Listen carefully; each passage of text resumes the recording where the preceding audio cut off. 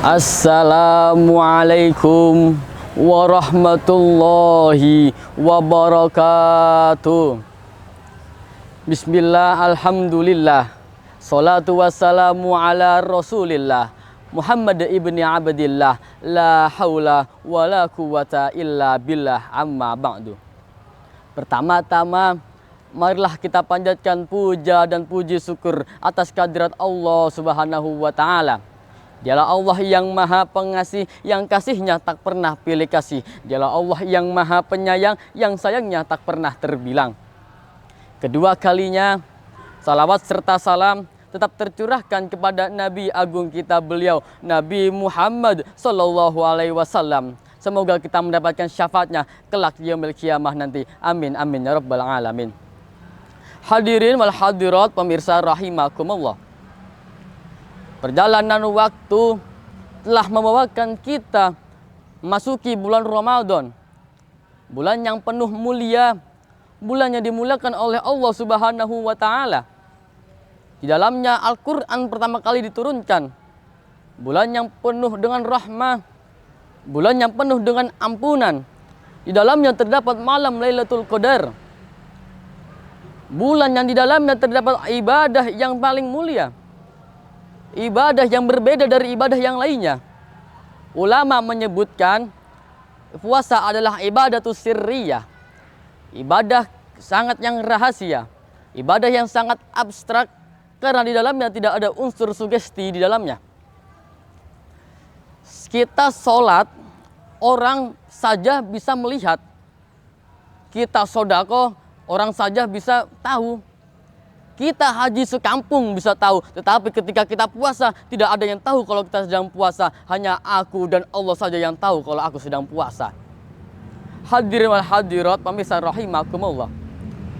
Allah berfirman di dalam Quran surat Al-Baqarah ayat 183. A'udzubillahi minasyaitonirrajim. Bismillahirrahmanirrahim. Ya ayyuhalladzina amanu kutiba alaikumusiyam kama kutiba alal ladzina min qablikum la'allakum tattaqun.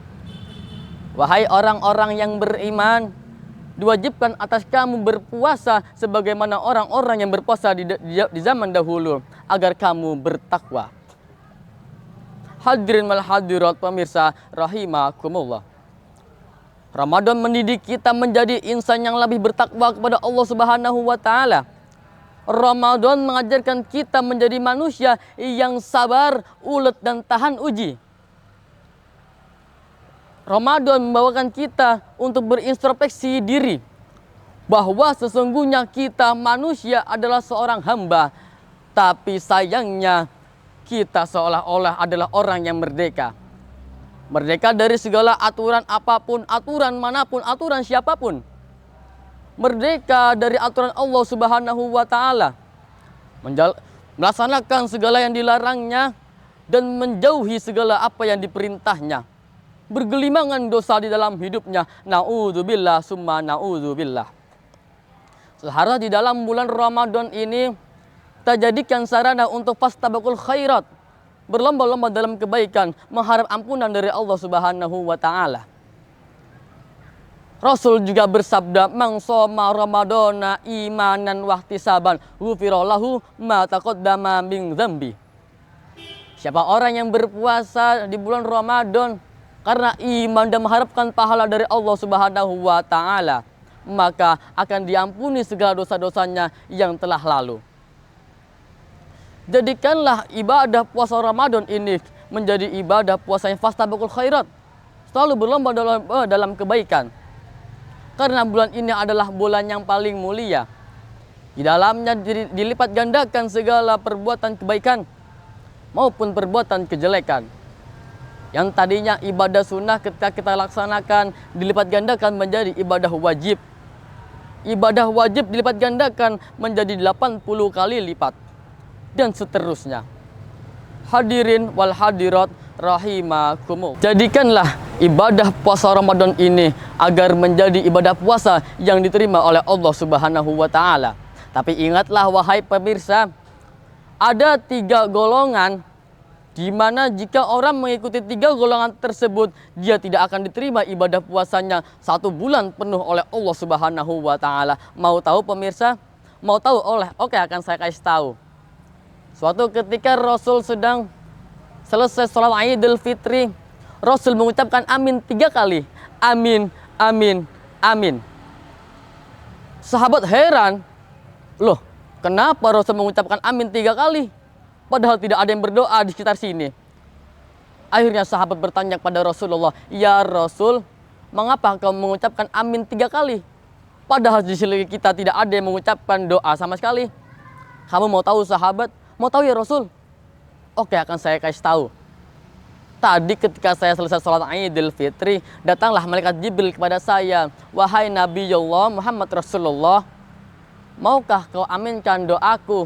Aku mau beribadah, mau doa kepada Allah Subhanahu wa Ta'ala." "Ya Jibril, aku akan aminkan doamu." Apa isi doa Jibril? "Ya Allah, aku memohon kepadamu ya Allah, jadikanlah Syawal awal ini, aku memohon kepadamu, janganlah kau terima puasanya anak yang durhaka kepada ibu dan bapaknya." Seseorang yang durhaka kepada ibu dan bapaknya ketika di bulan Ramadan, maka ditolaknya segala amal perbuatan puasanya ketika di bulan Ramadan. Hal ini mengingatkan kepada kita betapa wajibnya untuk kita berbakti kepada kedua orang tua. Karena doa ibumu dikabulkan oleh Tuhan dan kutukannya menjadi kenyataan. Ingatlah pemirsa, ketika Kan'an ditenggelamkan dalam banjir bandang dikarenakan tidak patuh atas ajakan ayahnya untuk menyembah Allah Subhanahu wa Ta'ala.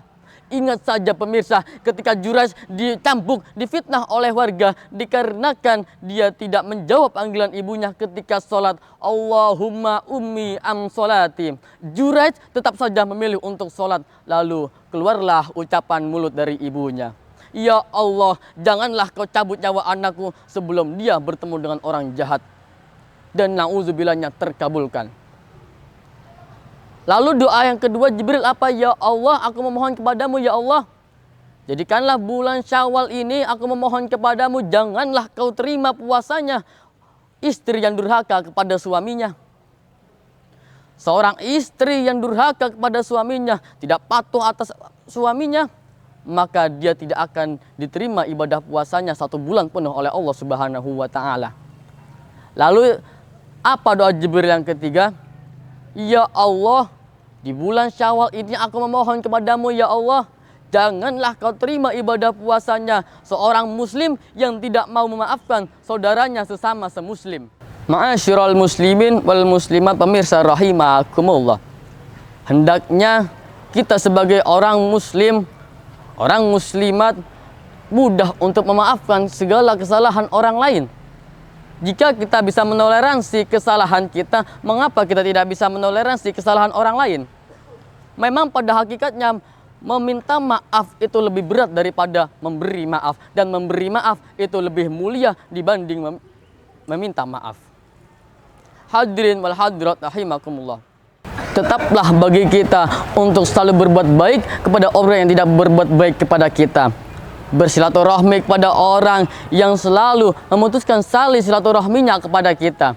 Bersilaturahmi kepada orang yang dia selalu marah kepada kita. Bukan karena kita tidak mampu, karena kita ingin menunjukkan kepada mereka inilah adab seorang muslim kepada muslim yang lain. La yu'minu ahadukum hatta yuhibbu li akhihi ma yuhibbu li nafsihi. Hadirin wal hadirat pemirsa rahimakumullah. Oleh karena itu, mumpung kita berada di dalam bulan suci Ramadan yang mulia ini, jadikanlah bulan ini menjadi bulan fastabaqul khairat, mengejar-ngejar, berlomba-lomba dalam kebaikan. Jadikanlah ibadah puasa kita menjadi ibadah puasa yang diterima oleh Allah Subhanahu wa Ta'ala. Dengan cara apa? Dengan cara menjalin hubungan hablum minallah, hablum minan nas. Hablum minallah telah kita laksanakan pada bulan Ramadan ini. Menjalankan puasa, menjalankan apa yang diperintahnya dan menjauhi segala apa yang dilarangnya. Tinggal kita menjalankan hablum minan nas. Oleh karenanya, jangan sampai kita menjadi golongan 3 seperti yang tadi. Kalau kita menjadi golongan 3 tersebut, maka yakni kita tidak akan diterima ibadah puasanya sepenuh 1 bulan Ramadan oleh Allah Subhanahu wa Ta'ala. Dan selanjutnya, kita tinggal hablum minan nas, berhubungan baik dengan manusia, supaya kita tidak menjadi golongan tiga tersebut dan ibadah kita diterima oleh Allah Subhanahu wa taala. Sekian dari saya. Wallahu muwaffiq ila aqwamit thoriq. Assalamualaikum warahmatullahi wabarakatuh. Assalamualaikum warahmatullahi wabarakatuh. Hamdan wa syukran lillah. Salatan wa salaman ala rasulillah wa ala alihi wa sahbihi wa mawalah. Wa la hawla wa la quwwata illa billah, amma ba'd. Hadratal mukhtarabin, para alim ulama warasyatul anbiya, para pemirsa dimanapun panjenengan berada, rahimakumullah. Bersyukur kepada Allah dengan mengucapkan alhamdulillah dengan diturunkannya Al-Quran kepada kita semua. Bersolawat kepada baginda Nabi dengan melantunkan salatullah salamullah ala taha rasulillah. Salatullah salamullah ala yasin habibillah. Ma'asyiral muslimin wal muslimat rahimakumullah. Pada kesempatan yang berbahagia ini, di bulan yang penuh barokah ini, perkenankanlah saya Haikal Nur Faiz dari SMA Darul Ulum 1 Peterongan Jombang akan menyampaikan sebuah tausiah tentang indahnya bulan Ramadan. Ma'asyiral muslimin wal muslimat rahimakumullah. Mengapa bulan Ramadan dikatakan sebagai bulan yang sangat istimewa? Karena di bulan ini adalah bulan di mana diturunkannya Al-Quran. Dan pada bulan Ramadan ini ada suatu malam yang sangat istimewa, yakni malam Lailatul Qadar. Allah Subhanahu wa taala berfirman di dalam Quran surah Al-Qadar yang berbunyi, A'udzu billahi minasyaitonir rajim. Bismillahirrahmanirrahim. Inna anzalnahu fi lailatul qadar. Sesungguhnya Allah telah menurunkan Al-Quran pada malam Lailatul Qadar. Wa ma adraka ma Lailatul Qadar. Apa sih malam Lailatul Qadar itu? Lailatul Qadri khairum min alfi syahr, yakni malam yang lebih baik daripada 1000 bulan. Ma'asyiral muslimin wal muslimat rahimakumullah. Mengapa sih malam Lailatul Qadar itu dikatakan sebagai malam yang lebih baik daripada 1000 bulan? Karena pada malam Lailatul Qadar Allah menurunkan Al-Quran secara langsung dari Lauhul Mahfud, langit ketujuh bumi, menuju ke langit yang paling dekat dengan bumi, yakni Baitul Izzah. Peristiwa ini terjadi pada malam Lailatul Qadar.